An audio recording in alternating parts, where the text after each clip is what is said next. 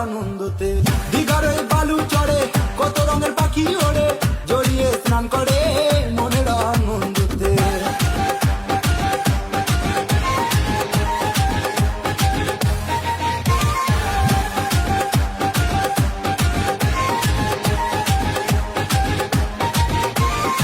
বুম্বাদার শহর দিয়ে যেতে হয় ভ্রমণেতে, মনেতে বাজনা বাজে দেখা হবে বলে।